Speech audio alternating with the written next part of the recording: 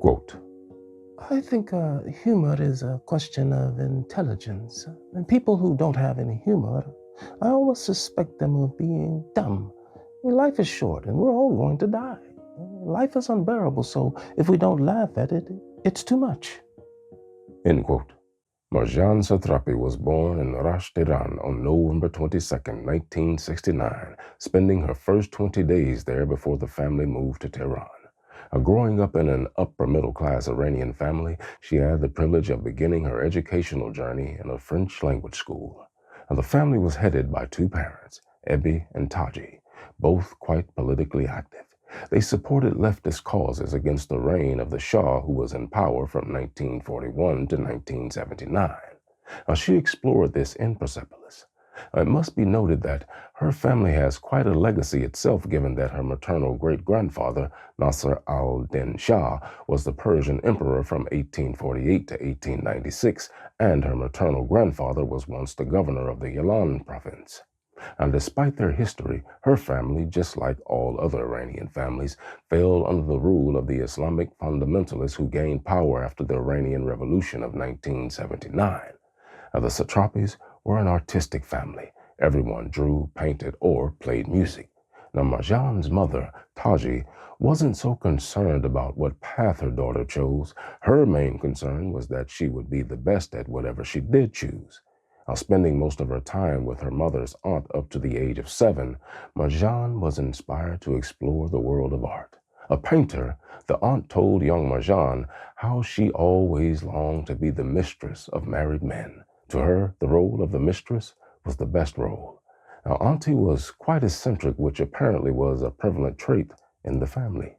Now, on the darker side, young Marjane was exposed heavily to the brutality of the various regimes that controlled Iran. Many of her family and friends were persecuted, arrested, and even murdered. As told in Persepolis, she did, however, find a hero in her paternal uncle, Anush, who had been a political prisoner and lived in exile in the Soviet Union for a time. Their adoration for one another was wholeheartedly mutual. He treated her more as a daughter than a niece. Upon his return to Iran, he was arrested once again and sentenced to death. Allowed only one visitor the night before his execution, he chose Marjane.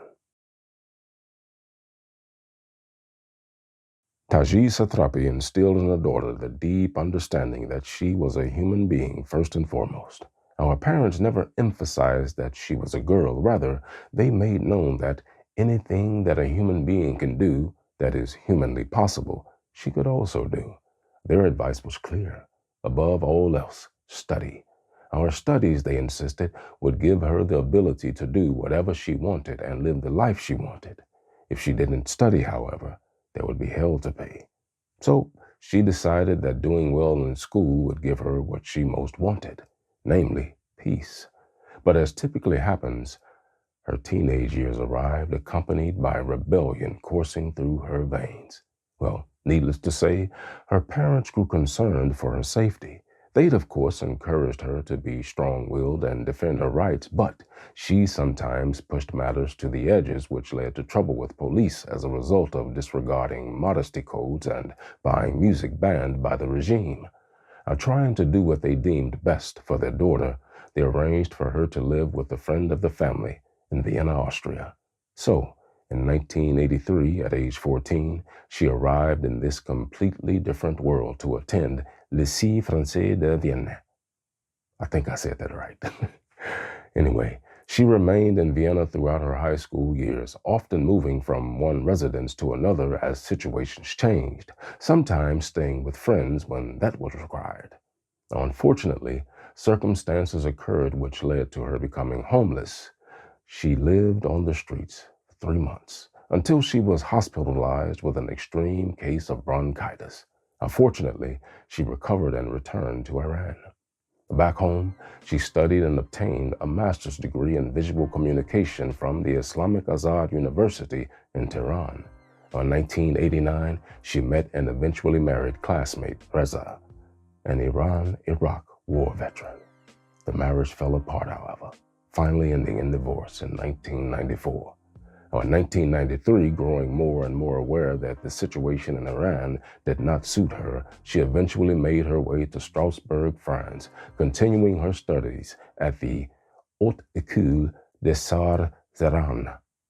I think I got that one too.